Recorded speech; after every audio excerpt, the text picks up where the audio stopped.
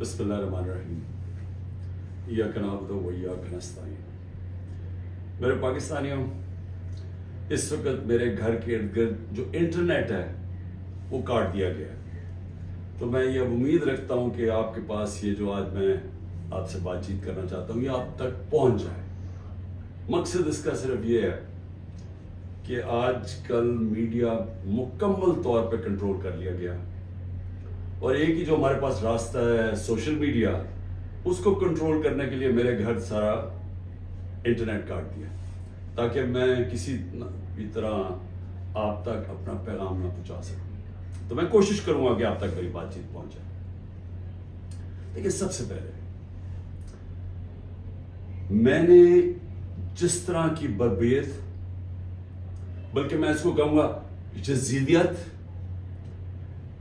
جو آج کل یزید کا آج کل کے یزید جس طرح کی ظلم تحریک انصاف کے لوگوں کے اوپر کیا جا رہا ہے، پتہ نہیں، مجھے لوگ کہتے تھے کہ شاید ضیاء الحق کے زمانے میں پیپلز پارٹی کے لوگوں سے ایسا ظلم ہوا، اور تھوڑے سے لوگوں سے، اتنے لوگوں سے تو کبھی ہوا ہی نہیں ہے ظلم۔ اس وقت 10,000 سے زیادہ ہمارے کارکنوں کو جیلوں میں ڈالا ہوا ہے، اور میں آپ کو یہ بتا دوں کہ اتنی مشکل حالات ہیں آج۔ آپ نے گرمی دیکھی ہے، گرمی کی انتہا ہے آج۔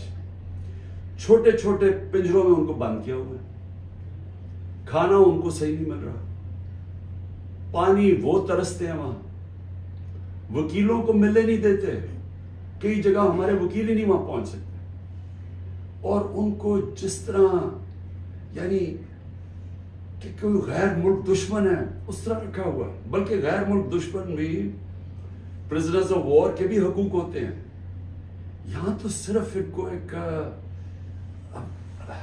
کہ فائدہ اٹھاتے ہوئے جو کور کمانڈر کا گھر جلایا گیا، اس کا فائدہ اٹھاتے ہوئے پہلے سے پلان بنا ہوا تھا، اور میرا جس وقت بھی، یہ میں آپ کو بتا دوں، جس وقت بھی اس کے اوپر انویسٹیگیشن ہوگی یہ ثابت ہو جائے گا کہ یہ پری پلان تھا سب کچھ۔ سو اس لیے اس کے فائدہ اٹھاتے ہوئے ایک ایسا کریک ڈاؤن ہے جو میں نے پاکستان کی تاریخ میں کبھی نہیں دیکھا۔ صرف یہی نہیں کہ صرف تحریک انصاف کے کارکنوں کو اندر ڈالا ہے، سپورٹرز کو، سوشل میڈیا کے لوگ جو اپنے طور پہ پارٹی میں بھی نہیں، جو پی ٹی آئی کے لیے کوئی ٹویٹ کرتے تھے، ان کو بھی اندر ڈال دیا، ساری لیڈرشپ اندر ڈالی ہوئی ہے، اور نکلنے کا صرف ایک طریقہ ہے کہ وہ جادو کے لفظ کہہ دو، وہ جس طرح ہوتا تھا نا، کھل جا سم سم، آپ جادو کا لفظ کہہ دیں کہ جی میں تحریک انصاف میں نہیں ہوں، تو آپ رہا ہو سکتے ہیں۔ یعنی یہ مذاق ہو رہا ہے ہمارے ملک کے ساتھ۔ کسی بھی دور کے اندر میں نے یہ نہیں دیکھا کہ صرف اور صرف آپ کے اوپر، اگر آپ نہیں کہتے کہ میں تحریک انصاف میں ہوں، تو آپ کے اوپر ظلم ہوں گے، تشدد ہوگا، آپ کو اس جگہ اس طرح کی گرمی کے اندر آپ کو دڑبوں میں بند کر دیں گے۔ لیکن جب آپ یہ کہیں گے کہ میں تحریک انصاف چھوڑ رہا ہوں، تو سب کچھ ٹھیک ہو جائے گا، آپ کے سارے گناہ معاف ہو جائیں گے۔ اور پھر مجھے جو حیرت ہے آج کہ کوئی ہیومن رائٹس کی آوازیں نہیں نکل رہی۔ وہ جو لوگ شور مچاتے تھے آزادی صحافت کی اور بڑا ظلم کر رہا ہے عمران خان، یعنی اب کدھر گئی ہے آزادی صحافت؟ سارا میڈیا دبایا ہوا ہے، پروپیگنڈا چل رہا ہے، ون سائیڈڈ چیزیں جا رہی ہیں۔ ہمارے لوگ اب جاتے ہوئے ڈرتے ہیں میڈیا کے اوپر، پکڑ کے جیل میں ڈال دیں گے، ون سائیڈڈ چیزیں چل رہی ہیں۔ لوگ اب اتنا خوف اور ہراساں پھیلا، اور میں نے خود کہا ہوا ہے اپنے لوگوں کو کہ چھپ جاؤ۔ میں خود کہہ رہا ہوں اپنے کارکنوں کو، اپنے آفس بیررز کو، اپنے عہدیداروں کو، کوئی ضرورت نہیں ہے آپ کو سامنے آنے کی، اپنے گھروں میں نہ رہو، چھپ جاؤ، کیونکہ یہ جو اندھیری رات ہے، یہ جو رات میں سب سے زیادہ اندھیرا ہے، یہ زیادہ دیر نہیں چلتا۔ اور اللہ قرآن میں کہتا ہے کہ اس کو جو سب سے زیادہ چیز پسند ہے، مشکل وقت میں صبر کرنا۔ صبر کریں، مجھے پوری طرح احساس ہے کہ آپ کے اوپر کیا گزر رہی ہے، لیکن جو مجھے افسوس ہے کہ ہمارے کوئی بھی ہیومن رائٹس کے جو لوگ ہیں، وہ ڈر ڈر کے کوئی ایک آدھ بیان آ جاتا ہے، اور پھر میں صحافیوں کو کہوں گا، میں سمجھتا تھا کہ ہمارے صحافی بڑے پرو ڈیموکریسی ہیں، چلے جی میرے بڑے خلاف ہوں گے لیکن ڈیموکریسی کے لیے تو ساتھ ہے. تو وہی جو تماشا ہے یہ کیسے دیکھ رہے ہیں؟ کیا ان کا کوئی ضمیر نہیں جاگ رہا؟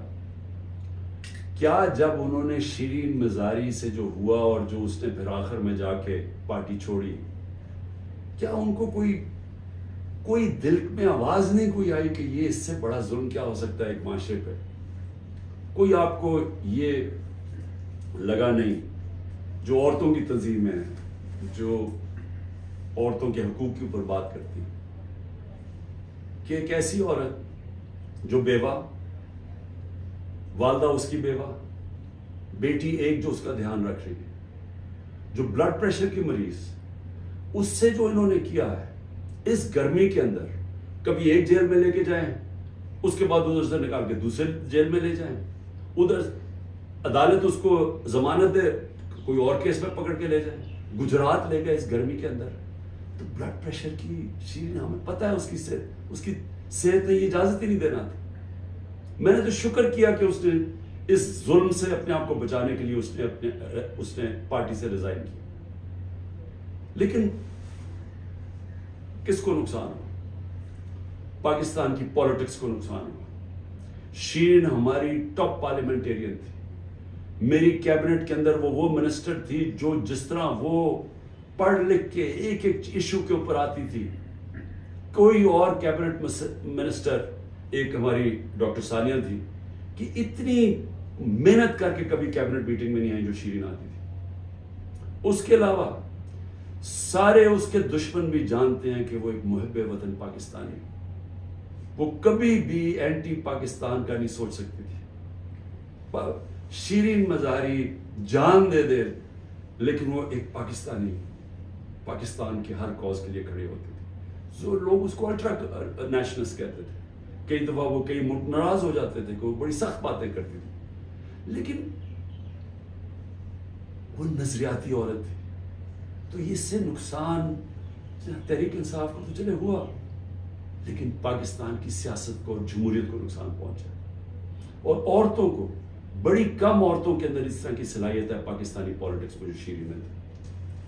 لیکن اس کے علاوہ مجھے آج پیغام آیا ہے کہ جی میں اب اور برداشت نہیں کر سکتا. انہوں نے میرے گھر پہ لوگ بھیجے، گھر کے اندر گھس گئے لوگ. انہوں نے آ کے رات کو بیوی، میرا 13 سال کا بچہ وہاں اندر گھس گئے، میری بزنسز کے اوپر، میرے رشتہ داروں کے اوپر پریشر ڈال دیا. لیکن کہتا آخر میں انہوں نے کہا میں تمہارے 13 سال کے بیٹے کو اٹھا کے لے جائیں گا.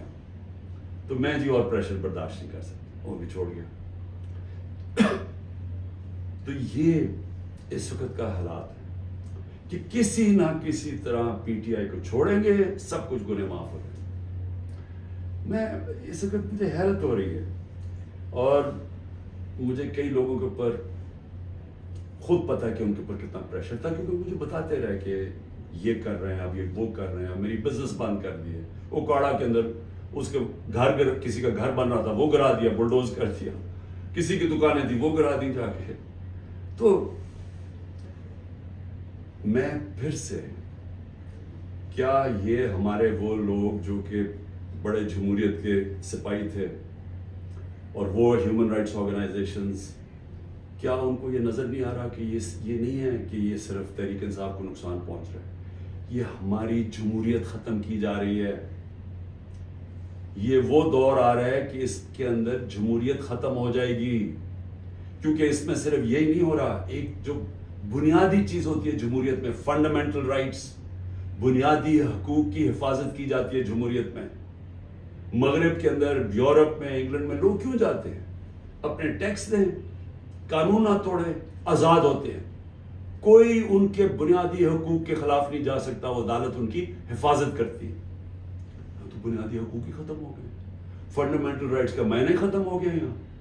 یعنی جو میڈیا سے انہوں نے کیا، عمران ریاض سے کیا کیا؟ عمران ریاض سب سے زیادہ اس کی یوٹیوب کے اوپر ویورشپ تھی. اس کو ابھی تک عدالت نے بار بار کہا کہ ہمارے سامنے اس کو پیش کرو. کیوں نہیں پیش کر رہے؟ مجھے خوف ہے کہ اس کے اوپر تشدد اتنا کیا ہوگا کہ وہ عدالت میں لاتے ہوئے سے ڈر رہے ہیں. یہ ارشد شریف کے بعد یہ دوسرا ہے کہ ارشد شریف سے جو انہوں نے کیا ہے. تو کدھر ہے ہماری صحافی کمیونٹی؟ کیونکہ چلے ٹھیک ہے، آج تو چلے ہمارے پر برا وقت ہے، یہ تو آپ کے اوپر بھی آئے گا. اگر ایک دفعہ فنڈامنٹل رائٹس ختم ہو جاتے ہیں ایک معاشرے میں، تو معاشرے میں تو جنگل کا قانون ہے. آپ نے طاقتور کی بات نہ مانی، آپ سے بھی یہ ہوگا. آپ نے طاقتور کی غلامی کر لی، سب کچھ ٹھیک ہو جائے گا، آپ کو معاف بھی کر دیا جائے گا، بلکہ آپ غلط کام بھی کریں تو آپ کو معاف کر دیا جائے گا. آپ مجرم ہو قوم کے، آپ منی لانڈرر ہو، آپ کے لندن میں اربوں روپے کی پراپرٹیز ہو جو آپ بتا ہی نہیں سکتے کہ کدھر سے ہے، آپ کو معاف کر دیا جائے گا کیونکہ آپ طاقتور کے ساتھ کھڑے ہیں. لیکن کمزور کو بچانے والا کوئی نہیں ہوگا، کیونکہ جب فنڈامنٹل رائٹس ختم ہوتے ہیں جو ہو گئے ہیں پاکستان میں. اور مجھے یہ ابھی تک بتائیں، 25 لوگ شہید ہوئے، 69 لوگوں کو گولیاں ماری گئی. کون سی جمہوریت ہے جدھر اس کے اوپر انویسٹیگیشن نہیں ہوتی؟ کیوں نہیں اب تک انویسٹیگیشن ہوئی ان لوگوں کے اوپر؟ وہ کون لوگ تھے؟ وہ پاکستانی تھے، ان کے حقوق ہیں، ان کے ماں باپ ہیں، کئیوں کے بیچارے بچے تھے جو وہ ایک روزی کمانے والا تھا، ان کو سیدھی گولیاں ماری گئی. کوئی انویسٹیگیشن ہوگی؟ کیونکہ اگر آپ یہ انویسٹیگیشن آج نہیں کریں گے، یہ آگے ہوگا. ہو سکتا ہے کہ آگے آپ ان گولیوں کو نشانہ بن جائیں. کیونکہ جب آپ یہ ہونے دیں گے ایک معاشرے کے اندر کہ پرامن احتجاج کے اوپر گولیاں چلا دیں اور بہانہ ماریں وہ کور کمانڈر کے گھر کا، اور اس سے سارا کچھ ہی اجازت مل جائے، لائسنس ٹو کل مل جائے، جو مرضی آپ کریں، تو یہ آپ کی بھی باری آ جائے گی. اس لیے آج ہمیں فوری طور پہ انویسٹیگیشن کرنی چاہیے ان لوگوں کی، جو صرف یہی نہیں کہ جو 25 لوگ شہید ہوئے ہیں سیدھی گولیوں سے، وہ لوگ جو کہ ہاسپٹل میں پڑے ہوئے ہیں. 2 کی مجھے پتا چلا ہے، کیونکہ ہمیں پتہ ہی نہیں اب چلتا کچھ، کیونکہ سارے کارکن یا چھپ گئے یا جیلوں میں ڈال دیے ہیں. تو آہستہ آہستہ خبریں آتی ہیں کہ 2 کارکنوں کی ٹانگیں کٹ گئی ہیں، کیونکہ گولیاں ماری ان کی ٹانگوں کے اوپر، ان کی ٹانگیں کٹ گئی ہیں، تو ان کی زندگیاں گئی. تو کون پوچھے گا ان کو؟ اور یا پھر آپ یہ فیصلہ کریں گے کہ اس ملک کے اندر پرامن احتجاج کی اب سے اجازت نہیں ہے. آپ یہ کہہ دیں گے کہ آپ نے جو مائٹ از رائٹ، جو جنگل کا قانون ہے، جو طاقتور فیصلہ کرے گا آپ کو اس کے سامنے سجدے کرنے پڑیں گے. یعنی طاقت کی غلامی قبول کرنے کے لیے جو تیار ہے، پھر وہی بچے گا اس ملک میں. اور میں آج یہ ضرور کہنا چاہتا ہوں کہ یہ جو سب کچھ ہو رہا ہے اس کے پیچھے کیا ہے؟ یہ کیوں ہو رہا ہے سب کچھ؟ یا تو چلے یہ سب کچھ ہو رہا ہو اور پاکستان کو اس سے کوئی فائدہ ہو رہا ہو، یا اس سے کوئی ملک چینج آ جائے، یا اس سے ایک دم یہ ہو، یہ جو ہمارے لوگوں کو چینج کر رہے ہیں، وہ پالیٹکس چھوڑ رہے ہیں، پی ٹی آئی کے لوگ جو میں پالیٹکس چھوڑ رہا ہوں، وہ پریشر کے اندر سارے ہاتھ کھڑے کر رہے ہیں، تو کیا اس سے یہ ہوگا کہ پارٹی ختم ہو جائے گی؟ جو بھی یہ سوچ رہا ہے، جس کی بھی یہ سوچ ہے، خدا کے واسطے اپنا ذہن کو، اپنا ہیڈ ایگزامن کرواؤ، سوچو اس کے اوپر کہ آپ کیا کر رہے ہیں. کبھی آئیڈیا بھی مارا جاتا ہے اس ظلم سے، یعنی کبھی ایک نظریہ بھی اس طرح ختم ہوتا ہے. یہ جانوروں اور انسانوں میں فرق ہے. بھیڑ بکریوں کو آپ ڈنڈے ماریں، وہ سارا اس طرف لگ جائیں گے جدھر آپ چلائیں گے، لیکن یہ انسان ہے. اور جب انسانوں کے اندر ایک آئیڈیا آ جاتا ہے آزادی کا، وہ آپ ختم کر ہی نہیں سکتے. آپ جتنا مرضی ظلم و تشدد کریں، یہ آئیڈیا ختم نہیں ہونے لگا. اگر یہ آئیڈیا ختم ہونا ہوتا تو مقبوضہ کشمیر میں آج وہ ہاتھ کھڑا کر کے اور آرام سے چپ کر کے قبول کر لیتے ہندوستان کی غلامی. لاکھ سے اوپر کشمیری شہید ہو چکا ہے. کشمیریوں کے اوپر جو ہم آج ہمارے پہ ظلم ہو رہا ہے، یہ کشمیری 30 سال سے ہو رہا ہے ان کے اوپر. ان کے بھی گھروں میں گھس جاتی ہے رات کو پولیس، لوگ اٹھا کے لے جاتے ہیں، نوجوانوں کو اٹھا کے لے جاتے ہیں، جیلوں میں ڈال دیتے ہیں. ان کو بھی کوئی پوچھنے والا نہیں ہے، ان کے بھی کوئی فنڈامنٹل رائٹس نہیں ہے. ان کے سارے لیڈروں کو بند کر دیا ہے. وہاں بھی میڈیا کے اوپر کنٹرول کیا ہوا ہے. لیکن جس وقت موقع ملے گا کشمیریوں کو اپنی آواز سنانے کا، ایک آواز سے سارا کشمیری کہے گا آزادی. ایک بات سے کہیں گے آزادی. انہوں نے جتنی بربریت کی ہے ہندوستان نے وہاں، اس کا کیا ہوا ہے؟ اس کا نتیجہ یہ ہوا ہے کہ جو پرو انڈین پولیٹیشین تھے وہی ختم ہو گئے ہیں. اب جو انڈیا کی بات کرتا ہے اس کو کوئی ووٹ ہی دینے کے لیے نہیں تیار. تو بجائے وہ ان کو یعنی کامیاب ہونے کے، انہوں نے اور ہی کشمیری لوگوں کو آزادی کی طرف دھکیل دیا. یہی ہو رہا ہے پاکستان میں. آپ جتنا مرضی کریں گے، کبھی کوئی پارٹی جس کا جب ووٹ بینک بن جاتا ہے، جو آج ماشاءاللہ تحریک انصاف کا بن گیا ہے، ان حربوں سے اس کو آپ ختم نہیں کر سکتے. یہ بڑھتی جائے گی یہ پارٹی. لوگوں کے اندر غصہ ہے، یہ جو دیکھ رہے ہیں تماشا. کیا لوگ بیوقوف ہیں؟ ان کو نظر نہیں آ رہا کیا ہو رہا ہے؟ آپ بشک میڈیا کے اوپر جو مرضی کنٹرول کر لیں.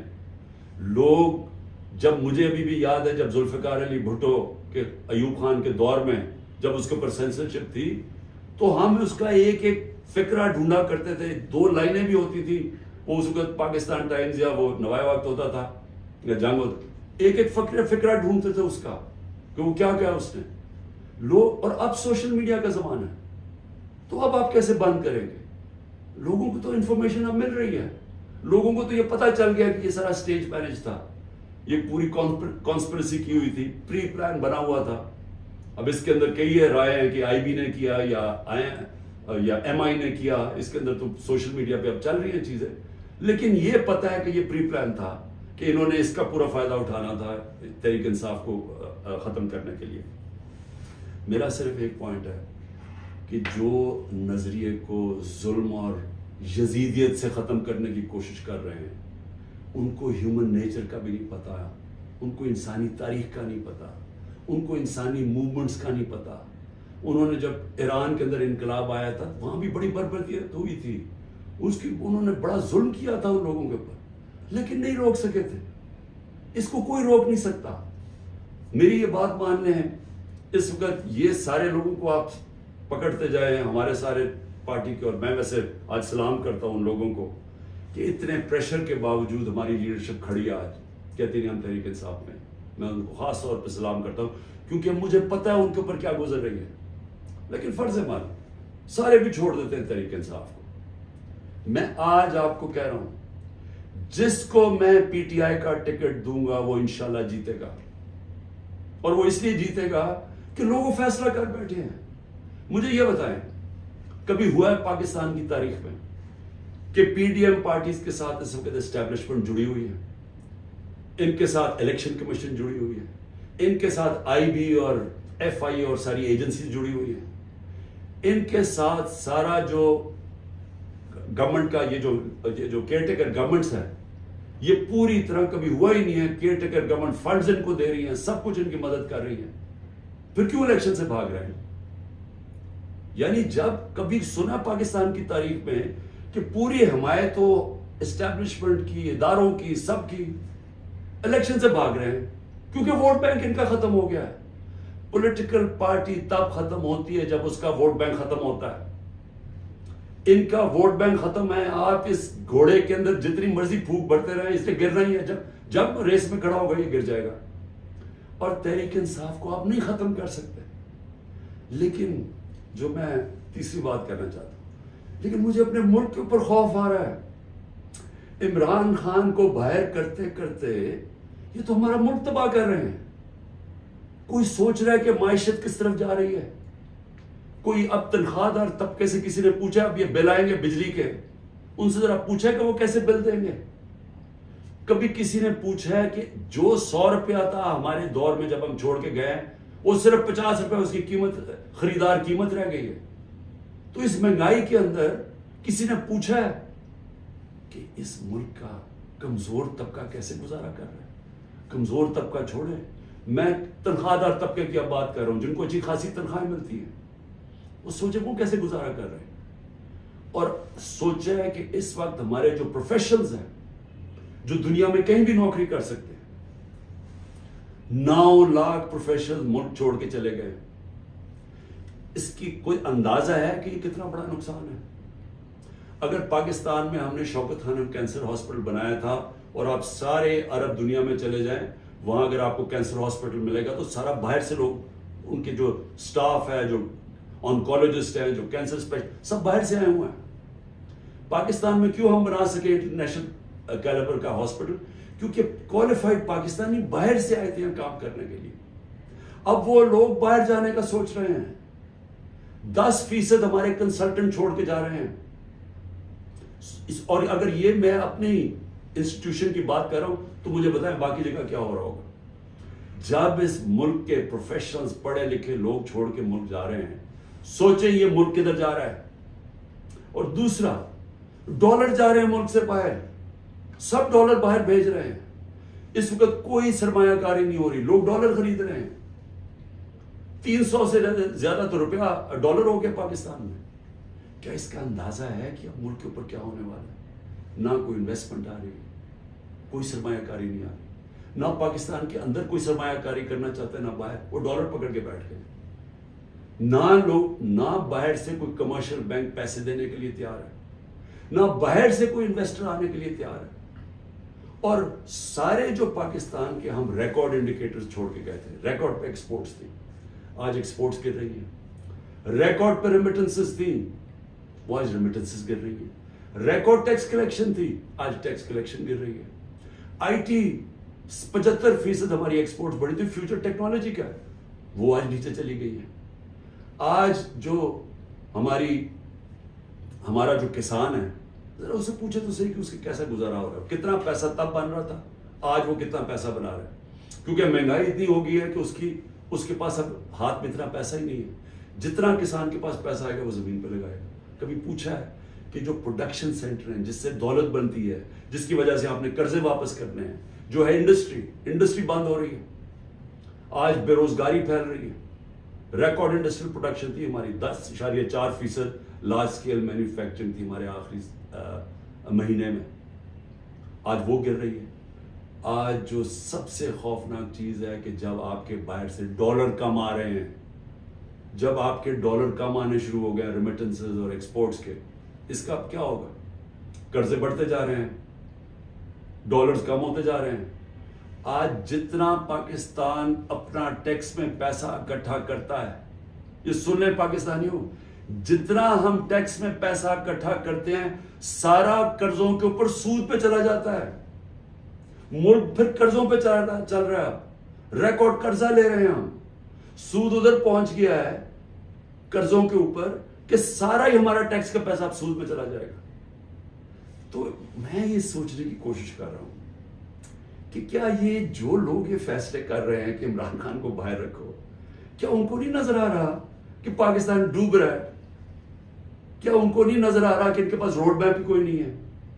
میں آج میں کمیٹی بنانے کے لیے تیار ہوں, ایک مذاکراتی کمیٹی. کسی سے بھی, وہ جو بھی اس وقت طاقتور لوگ ہیں, میں ان سے جا کے وہ بات کریں. وہ 2 چیزیں کر لیں, کیونکہ اور تو ابھی مجھے تو سمجھ نہیں آ رہی. ہم نے بڑی کوشش کی بات کرنے کی, جو یہ پہلے لوگ تھے وہ عجیب باتیں کرتے تھے کہ جی ہم تو اکتوبر میں الیکشن کروائیں گے. کیوں جی اکتوبر میں الیکشن کروائیں گے؟ بولے نا, وہ اس لیے کروائیں گے کہ یہ انہوں نے کرنا تھا ہمارے ساتھ, جب کرش ہو جائے گی تحریک انصاف تو تب الیکشن کروائیں گے, اور ان کے پاس کوئی جواب ہی نہیں تھا. میں یہ کمیٹی بناتا ہوں, میں 2 چیزیں کہتا ہوں, 2 چیزیں کرتا ہوں. اگر اس کمیٹی کو یہ بیٹھ کے کہہ دے کہ جی عمران خان کے بغیر پاکستان بہتر ہو جائے گا اور آپ کے پاس کوئی سلوشن ہے, میں پھر سے کہتا ہوں کہ اس ملک کی خاطر میں چھوڑ دیتا ہوں, میں پیچھے ہٹ جاتا ہوں. اگر آپ یہ کمیٹی کو سمجھا دیں کہ میرے بغیر ملک بہتر چلے گا, چلے میں ملک کی خاطر یہ بھی چھوڑنے کے لیے تیار ہوں. یا دوسری چیز, یا اس کمیٹی کو یہ کہہ دیں کہ اکتوبر میں الیکشن کروانے سے پاکستان کو کیا فائدہ ہے. یہ تو ہمیں سمجھ آ رہی ہے کہ اکتوبر تک تحریک انصاف کو ان کا خیال ہے کرش کر دیں گے, لیکن پاکستان کو کیا فائدہ ہے؟ ہم کیوں اکتوبر تک انتظار کر رہے ہیں جب ملک نیچے جا رہا ہے؟ یا یہ 2 چیزیں کنونس کر دیں. میں اس کی کمیٹی بناؤں گا, میں انشاءاللہ کل اناؤنس کر دوں گا. لیکن میں آج آخر میں 2 چیزوں پہ ختم کرتا ہوں. ایک تو آخر میں تو میں القادر کے اوپر بات کرنا چاہتا ہوں, جو 4 گھنٹے میں 4.5 گھنٹے مجھے نیب میں بٹھایا کر انہوں نے, اس کے اوپر بات کرنا چاہتا ہوں. لیکن اس سے پہلے میں اپنے سپریم کورٹ کے ججز سے آج اپنی قوم کی طرف سے اپیل کرتا ہوں. دیکھیں, آپ اس وقت ہماری آخری امید ہے. پاکستان میں اب رول آف لا ختم ہو چکا ہے، آئین اس ملک کے اندر تقریباً ختم ہو چکا ہے۔ جب 14 میں میرا یہ رائٹ تھا، میں نے اسمبلیز اپنے آئین کے مطابق ڈیزالو کی تھی، 2 اپنی اسمبلیز میں نے اپنے آئین کے مطابق ڈیزالو کی تھی کہ 90 دن میں الیکشن ہوگا۔ کدھر گیا الیکشن؟ 14 مئی کی انہوں نے ڈیٹ دی چیف جسٹس صاحب نے اور سپریم کورٹ نے، 14 مئی گزر گئی، کسی کو کچھ فرق ہی نہیں پڑا۔ تو اس کا مطلب تو آئین جب آپ کا کیا ہے تو رہ گیا جنگل کا قانون۔ اب تو اس میں مطلب کہ جو طاقتور وہ فیصلہ کرے گا کون سا آئین کی شکل پہ چلنا ہے، اس میں نظریہ ضرورت تو شروع ہو گیا پاکستان میں۔ میں اپنے سپریم کورٹ کے ججز ہیں، مجھے پتہ ہے آپ کے اندر اختلافات ہیں، دیکھیں ملک کے لیے بہت ضروری ہے۔ آپ نے اگر اس ملک کی جمہوریت کو نہ بچایا اور آخری امید اب آپ رہ گئے، یہ تاریخ آپ کو معاف نہیں کرے گی، کیونکہ جا رہا ہے جس طرح پاکستان جا رہا ہے، یہ ساری ہماری ڈیموکریسی کو ڈسمینٹل کیا جا رہا ہے۔ سارے جو جمہوریت کے ادارے ہیں وہ ایک ایک کر کے تباہ کیے جا رہے ہیں۔ یا جمہوریت نہیں ہے اب، ہم تو میں بیٹھا ہوتا ہوں ہر روز کس دن آ کے مجھے پکڑ لیں گے، ایک دم انٹرنیٹ بند کر دی پکڑ کے، یعنی کون سی جمہوریت میں ہوتا ہے؟ سارے لوگوں کو جیلوں میں ڈال دے، مجھے یہ نہیں پتا میں اب کسے کانٹیکٹ کسے کروں، میرے سے کانٹیکٹ ہی کوئی نہیں ہو رہا، نہ مجھے لیڈرشپ ملتی ہے نہ کوئی ملتا ہے۔ جو میں زوم پہ میٹنگ کرتا تھا انہوں نے وہ انٹرنیٹ بند کر زوم ہی ختم کر دیا۔ تو میں تو تیار بیٹھا ہوں کہ جو بھی کرنے کے لیے آئیں گے، جب بھی پکڑیں گے، میں تو خیر تیار بیٹھا ہوں، ہر روز تیار ہوتا ہوں۔ لیکن میں آپ سے سپریم کورٹ کے ججز صاحبان، دیکھیں قوم آپ کی طرف دیکھ رہی ہے اور یہ آپ کی یونٹی اس قوم کے لیے بہت ضروری ہے۔ آپ کے اوپر اب ہے کہ اس ملک کی جمہوریت کے لیے سٹینڈ لیں۔ آپ کے لیے ضروری ہے کہ اس ملک کو آپ بچائیں کہ یہ ٹوٹل جنگل کا قانون، بنانا ریپبلک بن رہا ہے ہمارا ملک۔ یہاں کسی شہری کو اس وقت جو آج آواز اٹھاتا ہے، کوئی تنقید کرتا ہے، اس کو یا اٹھا کے لے جاتے ہیں یا اس کو مارے پڑتی ہیں یا ان کی بزنسز بند کر دیتے ہیں۔ یعنی یہ تو ایسے لگ رہا ہے کہ ہم وہ ہٹلر کے گسٹاپو کے دنوں میں بیٹھے ہوئے ہیں۔ یعنی ہمارے لیے تو وہ دن آ گئے۔ تو موزز سپریم کورٹ کے ججز صاحبان، یہ آپ کے اوپر بہت بڑی ذمہ داری ہے، اور اللہ ان لوگوں کو، جن لوگوں کو ذمہ داری دیتا ہے، ان کے اوپر امتحان بھی بڑا ڈالتا ہے۔ یہ آپ کے اوپر ہے، ہماری جو رئیس جمہوریت ہے اس کو بچانا، کیونکہ ہمیں اور اب کوئی امید نہیں نظر آ رہی۔ آخر میں القادر کے اوپر دیکھیے چیزیں، اب آپ نے ایسے سمجھ رہے ہیں کہ یہ ساری جو ایک کیبنٹ کے اندر فیصلہ ہوا تھا 3 دسمبر 2019 میں، اب آپ نے ایسے دیکھنا کہ آپ میرے کیبنٹ ممبر ہیں اور آپ نے کیا فیصلہ کرنا ہے، یا میں نے سارا میرا جو کیس بنا ہوا ہے وہ یہ کہہ رہے ہیں کہ یہ عمران خان آپ نے فیصلہ غلط کیا۔ آپ نے یہ فیصلہ اس لیے کیا کہ وہ القادر ٹرسٹ جو 1 سال پہلے بننا شروع ہو گیا تھا، آپ نے فیصلہ کیا اور اس کی گراؤنڈ بریکنگ ہو گئی تھی اس سے 7 مہینے پہلے، لیکن یہ کہہ رہے ہیں کہ وہ القادر ٹرسٹ میں کیونکہ آپ کو فائنینشلی فائدہ ہوا جو کہ نہیں ہوا، اس لیے آپ نے یہ غلط فیصلہ کیا۔ اب یہ فیصلہ کیا تھا ذرا آپ نے سمجھنا کہ آپ میرے کیبنٹ ممبر، کیبنٹ کے سامنے یہ چیز رکھی گئی کہ جی ہمارے ایک ملک ریاض کے اور این سی اے ہوتا ہے نیشنل کرائمز، ان کی نیشنل کرائم ہوتی ہے ایجنسی، وہ این سی اے نے ملک ریاض کے پیسے فریز کر دیے 190 ملین پاؤنڈ انگلینڈ کے اندر، اور ورڈ یہ سنیں، انہوں نے کہا یہ سسپیشس ٹرانزیکشن ہے، انہوں نے منی لانڈرنگ نہیں کہا، انہوں نے کہا کہ ہمیں شک ہے کہ یہ پیسہ یہ وائٹ پیسہ نہیں ہے، بلیک کا پیسہ، انہوں نے پیسے فریز کر دیے۔ ملک ریاض اور این سی اے کے بیچ میں ایک اگریمنٹ ہو جاتی ہے، ان کے وکیل اگریمنٹ کر لیتے ہیں، اس اگریمنٹ کے تحت یہ فیصلہ ہوتا ہے، ملک ریاض کہتا ہے کہ یہ جو 190 ملین پاؤنڈ ہے، یہ میں پاکستان میں جو میں نے سپریم کورٹ کو وعدہ کیا تھا، جو میرے پر جرمانہ لگا تھا، میں یہ اس اکاؤنٹ پہ ڈالنا چاہتا ہوں سپریم کورٹ کے۔ ہماری کیبنٹ کے سامنے اب یہ آتا ہے کہ آپ کے پاس 2 چوائسز ہیں، اگر آپ اس کو یہ اگریمنٹ کو کانفیڈینشل رکھیں گے، یعنی آپ کیبنٹ کے اندر کھولیں گے نہیں، کیونکہ انہوں کا یہ تھا کہ جب کیبنٹ میں اگریمنٹ کھلے گی تو وہ پبلک ہو جائے گی، کیونکہ کیبنٹ کے منٹس پبلک ہو جاتے ہیں.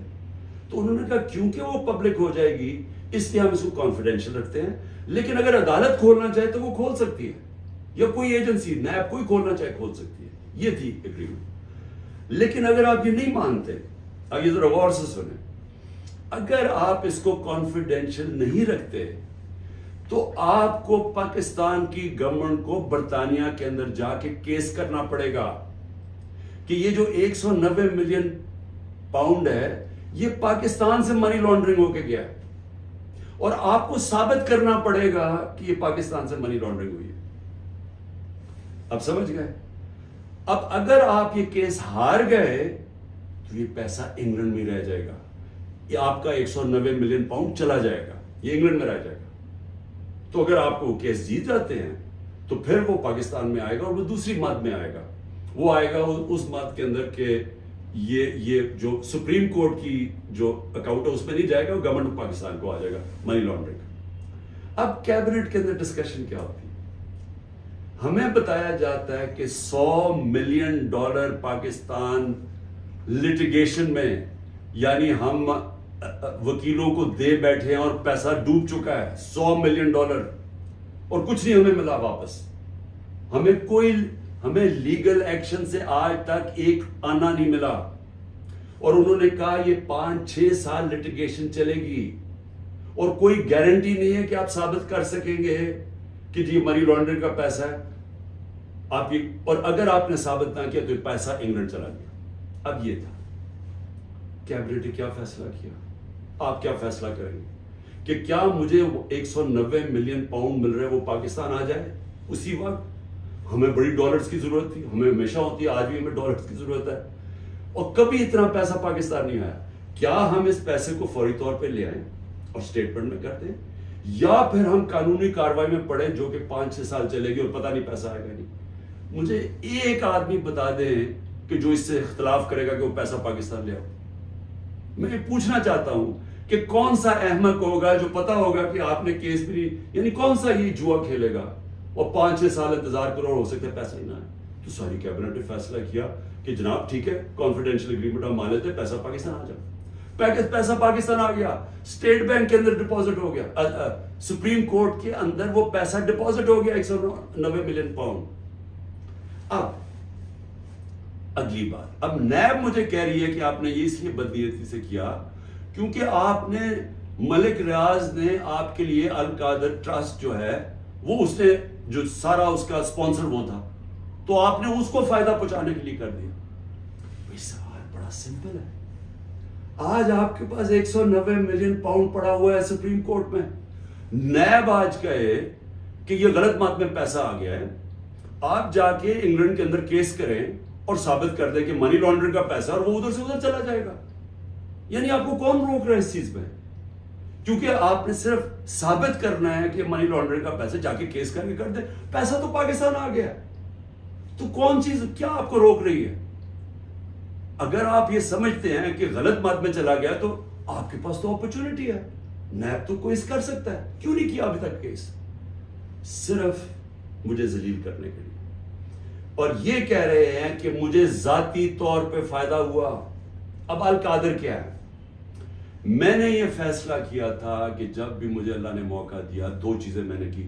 رحمت للعالمین اتھارٹی سیٹ اپ کی کہ میں اپنے بچوں کو سیرت نبی اسکولوں سے شروع کریں، ریسرچ کروائیں، ہمارا کیریکٹر بلڈنگ شروع ہو. ہماری اخلاقیات بالکل ختم ہو چکی ہے، اس کو ہم اٹھائیں اپنے نبی کی سیرت کے ذریعے.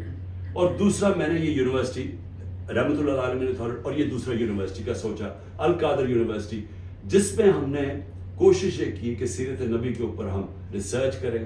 انٹرنیشنل اسکالرز کو میں نے انگیج کیا، اور پھر ٹیکنالوجی بھی پڑھائی جائے بچوں کو. یہ اس کا مطلب تھا کہ ماڈرن ٹیکنالوجیز بھی پڑھائیں، آرٹیفیشل انٹیلیجنس ایسی، اور ساتھ ساتھ اپنی لیڈرشپ ڈیولپ کریں سیرت نبی کے اوپر، ان کے کیریکٹر کے اوپر، اور لوگوں تیار کریں. میری جو بیوی بشرا بیگم، ان کے اوپر وارنٹ نکال دیے گئے. کس چیز کے؟ کہ وہ ایک ٹرسٹی ہے. ان کو میں نے ٹرسٹی رکھا. کیوں ٹرسٹی رکھا؟ کیونکہ سیرت نبی میں ان کو انٹرسٹ ہے, انہوں نے بڑی پڑھا ہوا ہے اس چیز کے اوپر, انہوں نے پڑھا, یعنی وہ ان کا شوق ہے کہ یہ سیرت نبی پھیلائی جائے, تو اس کو ٹرسٹی رکھ دیا. ٹرسٹی کو لکھا ہوا ڈیڈ میں نہ ایک آنا مل سکتا ہے, نہ ان کی تنخواہ ہے, نہ کوئی پیسہ مل سکتا ہے, نہ ان کا پراپرٹی میں کچھ ہے, ان کا کوئی تعلق نہیں ہوتا. ٹرسٹی کا صرف کام ہوتا ہے کہ جس وجہ سے ٹرسٹ بنا تھا, مثلا شوکت خانم ہے, تو شوکت خانم اگر غریبوں کا 75% مفت علاج ہونا تھا کینسر کا, تو یہ نہ ہو کہ وہ 50% کر دے. یعنی اس لیے ہوتا ہے ٹرسٹ, جو پالیسیز ہوتی ہیں وہ. باقی پروفیشنل چلایا جاتا ہے, چاہے وہ القادر ہو, چاہے نمل یونیورسٹی, چاہے شوکت خانم. نہ مجھے 1 روپے کا فائدہ آج تک شوکت خانم سے ہوا ہے, نہ نمل یونیورسٹی سے ہوا, اور نہ القادر سے ہوا. کیونکہ القادر ایک پروفیشنل اب وہ چل رہا ہے, وہاں سارے بچوں کو مفت تعلیم مل رہی ہے, جو بھی القادر میں پڑھ رہے ہیں سب کو مفت مل رہی ہے. اور ان کو جس طرح میں نے آپ کو کہا کہ اس کا مقصد کیا, یہ کہہ رہے ہیں نیب کہ مجھے ذاتی طور پہ فائدہ ہوا. کدھر؟ اچھا کیونکہ پیسے کا تو کوئی بتا نہیں سکتے, مجھے کیا پیسے کا فائدہ ہوا, تو کہہ رہے نہیں سیاسی طور پہ آپ کو فائدہ ہوا, کہ جس طرح القادر سے میری سیاست چل گئی. یہ ہے کیس. میں صرف آپ کو بتانا چاہتا تھا کہ اتنا پروپیگنڈا ہو رہا ہے, لوگوں کو بتا. 4.5 گھنٹے مجھے نیب میں بٹھایا, اور بار بار یہی پوچھتے رہے کہ جی دیکھیں آپ کو تو اس سے بڑا فائدہ ہوا ہے. اور ملک ریاض کو آپ نے کیوں کیا؟ بھئی ملک ریاض کو اس لیے کیا کہ پاکستان کے سب سے بڑا بلڈر ہے وہ ہے ملک ریاض. اور ملک ریاض میرا کیا انٹرسٹ تھا, وہ اس کے پاس جو موبلائزنگ اکوپمنٹ ہے وہ سب سے تیزی سے کام کرتا ہے. یعنی وہ اگر آپ اسے کہے کوئی اتنی تیز کام نہیں کرتا جتنا ملک ریاض کی کنسٹرکشن کرتی ہے. میرا انٹرسٹ کیا تھا کہ وہ جلدی سے سیٹ اپ ہو القادر, جتنی جلدی سیٹ اپ ہو, اور میں اگر پرائم منسٹر تھا میں ان کو فائدہ پہنچا سکوں, انٹرنیشنل اسکالرز لا سکوں ہوتے وہ اس وقت. میرا تو صرف یہ انٹرسٹ تھا. اور مجھے اس سے کیا انٹرسٹ ہے, جس طرح شوکت ہر سال شوکت خانم میں 9 ارب روپیہ اکٹھا ہوتا ہے, تو کیا وہ میری ذات کے لیے ہو رہا ہے؟ اس لیے میں چاہتا تھا کہ میں آپ کو کلیئر کر دوں کہ جس طرح کی کوششیں کی جا رہی ہیں, اور مجھے جو انہوں نے پکڑا تھا نیب میں وہ اتنی بدنیتی تھی کہ انہوں نے 28 کو ایک دم میری جو انکوائری کو انویسٹیگیشن میں بدل دیا. مجھے انکوائری رپورٹ ہی نہیں دکھائی, اور 28 کو انکوائری سے انویسٹیگیشن کرتے ہیں, 1 تاریخ کو میرا وارنٹ نکال دیتے ہیں, اور مجھے پتہ ہی نہیں ہے کہ قانون کہتا ہے کہ انکوائری میں میرا جواب آنا چاہیے. اور جس دن میں اٹھاتے ہیں مجھے وہاں سے رینجرز آ کے مجھے جس آپ کے سامنے جو طریقہ انہوں نے اختیار کیا مجھے اٹھانے کا, اس دن میں بیل لینے کے لیے بیٹھا ہوا تھا, کیونکہ ہمیں اخباروں سے پتا چلا کہ انہوں نے انویسٹیگیشن کر دیا. کوئی انصار عباسی کا آرٹیکل آیا 30 اپریل کو, تب ہمیں پتا چلا کہ انہوں نے انویسٹیگیشن کر دیا. میرے وکیل نے لکھا لاہور اسلام آباد ہائی کورٹ کو, یہ کیا مذاق ہو رہا ہے. تو میں اس دن اسلام آباد ہائی کورٹ اس پہ جا رہا تھا عدالت میں, جب انہوں نے ادھر سے اغوا کر کے باہر لے گئے اور پکڑ کے. جب میں جب جیل میں پہنچا تو پہلے ہی دفعہ تب انہوں نے مجھے انکوائری رپورٹ دکھائی. تو یہ تھا سارا ڈرامہ. میں نے کہا آپ سب کو بتا دوں. آخر میں اپنی ساری قوم کو کہنا چاہتا ہوں کہ دیکھیں یہ جو برا وقت ہے یہ ایک اللہ کا نظام ہے, اس میں ہمیں صبر کرنا چاہیے. کوئی ہمیں اس میں دل برداشتہ نہیں ہونا چاہیے. قوموں کی زندگیوں میں یہ مشکل وقت آتے ہیں, اور کئی میرے لوگ بہت مشکلوں سے گزر رہے ہیں, لیکن باقی ساری قوم کو میں ایک چیز کہنا چاہتا ہوں, اپنے ذہن میں ڈال لیں کہ اس طرح کی غلامی, یہ شذیدیت, اس طرح کی غلامی کو قبول کرنے سے بہتر ہے مر جاؤ. اللہ نے آزادی کو کیوں اتنا بڑا رتبہ دیا؟ کیوں جو انسان اپنی آزادی کے لیے لڑتا ہے اللہ نے اور مرتا ہے تو اس کو شہید کہتا ہے, اور جو بچتا ہے اس کو غازی کہتا ہے. پیغمبروں کے بعد شہید کا سب سے بڑا رتبہ ہے. کیوں ہے؟ کیونکہ اللہ نے آپ کو بتایا ہے کہ انسان آزاد میں نے پیدا کیا ہے, لا الہ الا اللہ. وہ کسی انسان کی غلامی کے لیے نہیں, اس نے ہمیں پیدا کیا. یہ جو ہمیں غلامی کروا رہے ہیں کہ پکڑ کے جناب وہ دبا کے, گلا دبا کے, اور کہیں کہ جناب میں تحریک انصاف چھوڑ رہا ہوں, اس لیے نہیں پیدا کیا. اور قوم جب ظلم کے سامنے سر جھکا دیتی ہے، خوف کے بت کے سامنے جھک جاتی ہے، وہ قوم تباہ ہو جاتی ہے۔ اس لیے حوصلہ رکھنا ہے۔ آپ کا کپتان جب تک اس کے اندر خون ہے وہ کھڑا ہے، آخری گیند تک لڑنے والا کیپٹن ہے آپ کا۔ ہار ماننے کا سوال پیدا ہی نہیں ہوتا۔ جو بھی یہ کریں گے میں اس کے لیے تیار ہوں۔ اسی قوم کو بھی میں یہ کہنا چاہتا ہوں کہ آپ نے کسی صورت ہار نہیں ماننی۔